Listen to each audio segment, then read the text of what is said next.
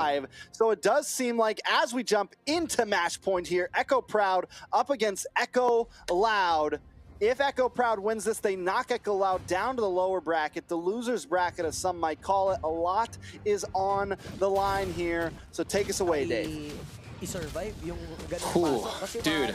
I mean, right now, both teams start off with the same strategy. I think many teams are doing this now, with the EXP lane sharing with Mage starting the first wave, and then the support takes the first wave. This will try to guarantee their level 4. But I want to take a moment to, follow on the point that you mentioned a little bit earlier, with the big teams missing on the momentum.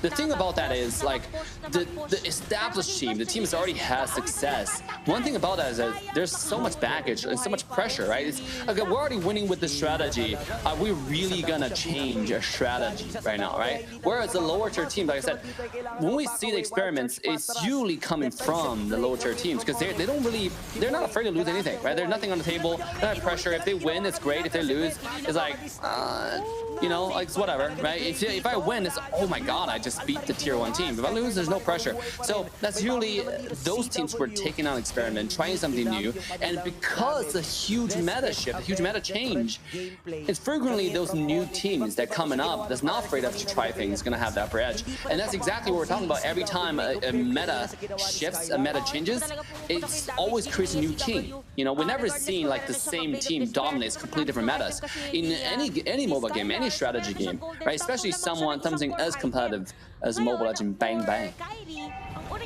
So let's take a talk about some of these neutral objectives and how each team has to approach them, right? I feel like some of the big plays here are going to be the heavy spin from Carl Teasy and the deadly catch along with the Minoan's Fury from the side of Echo Proud. Who's going to be able to land these CCs a little bit better? It does look like James in the backside will pop the Raven Spider. BennyCutie in the offlane takes out Outplay, but aside from that, we're still in the turtle pit. JP able to find Sanford. The deadly catch comes out and Zeta secures the first turtle of this game. The Terrified happens. Zeta goes down to Yawi and the fight still pursues.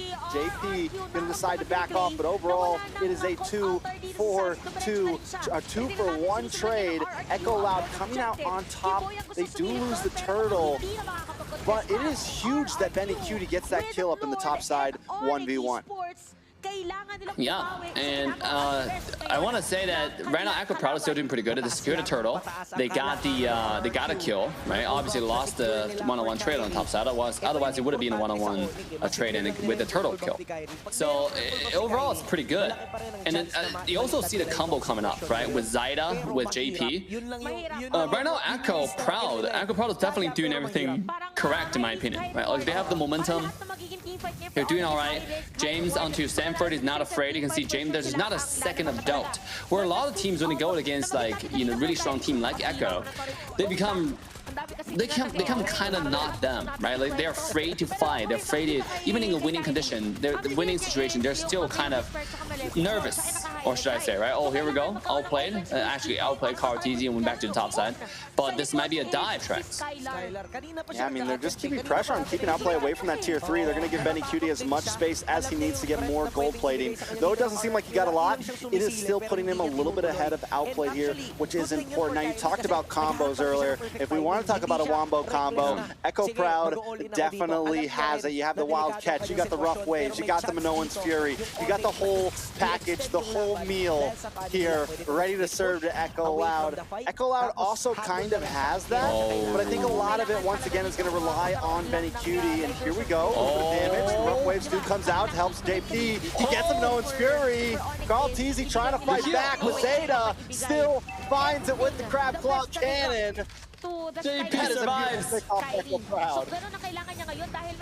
Oh my god, Trax. Why did JP keep on doing this? Right, he survived yet again with Sliver of Health. I mean, but that was a beautiful wombo combo though, right? Like this is the wombo combo that Echo Loud wanted to pull off last game with their engages, But it seemed like Echo Proud is doing it for them. And it's doing a fantastic job. It's doing knockup, pump knockup, upon ultimates. It's like literally 3 knockup at once, right? Carl Teasy knockup, JP knockup into the Zyda's ultimate knockup. It's just so many knockups, and it looks so beautiful because not a single person except for Sanji has a Purify on the side of Echo Loud.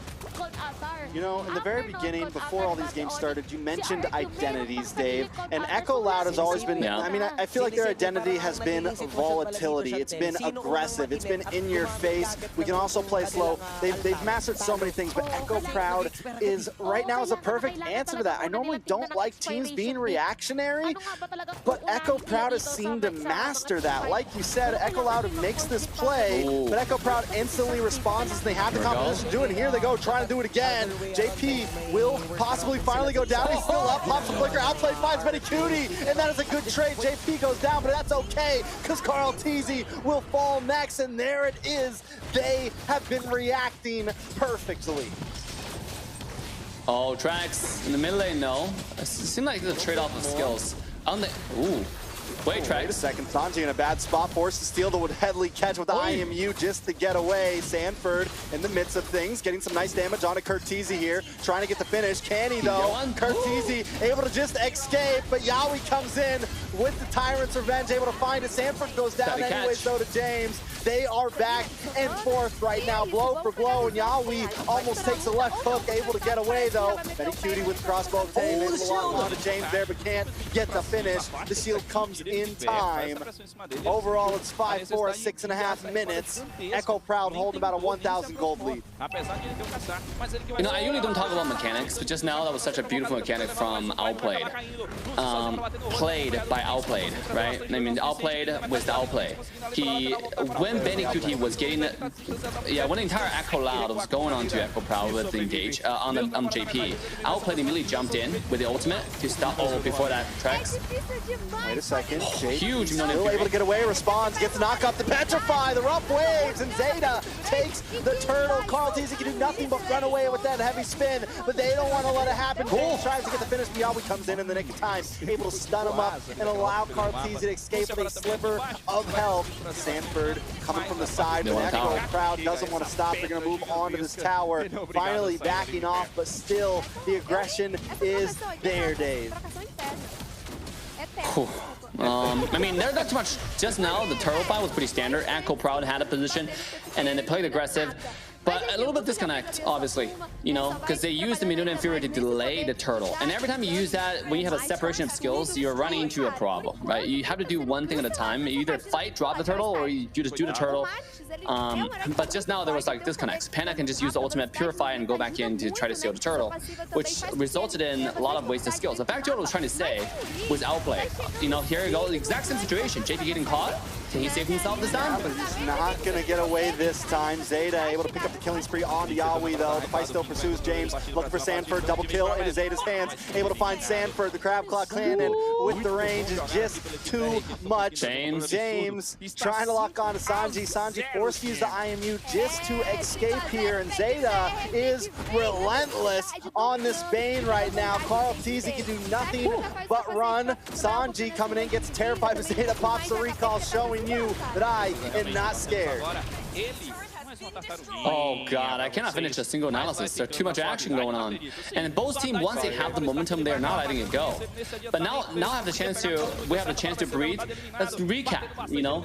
First of all, I think this game is such a high mechanically skilled game. Right? The outplay on top side, the reason why he took Purify on against 1-1, initially 1-1 would have a little bit of advantage because Inspire does give you so much extra damage. But after Claude finished the core items, right, does have the DHS, he jumped in, did a damage, and then he let 1-1 accumulate the stacks, accumulate the passive, and he used Purify to cancel it when 1-1, when Medicuti was about to hit the last prop. It's absolutely insane what he did. The perfect moment Purify to completely clear all the marks from 1-1, and then he wins the trade because 1-1 doesn't know what to do anymore. So at this point, I mean, I wouldn't comment too much on macro rotation because both teams are rotating about the same. It's just that Echo Proud is comboing. They're doing everything right with their win condition, right? They're comboing back to back, except for the last turtle fight, because you know it seems like Minotaur was jumping in all by himself. Here we go. This might be a big profile engage Rex. A lot's going to be on Betty. Oh. I haven't seen him get a big crossbow tang off just yet, but JP wants to get one off for himself. It's Mayhem in the Lord pit, and the Lord does go to KarlTzy. It's a beautiful steal. Zeta takes him out, though, and Sanford drops next. Sanji next on the chopping block. That's 4 down in a matter of seconds. Make it 5. Zeta with the triple kill. It's a full team wipeout, and that's not a fair trade in my book for the Lord. Are they looking to end the game right now? They might be. Facts. 5 seconds till Yahui comes up. 5 seconds to KarlTzy, but they got a wave of minions. They're gonna lock on. In comes the deadly catch, and that's it. A 2-0 sweep. Tonight the little brothers brought the heat.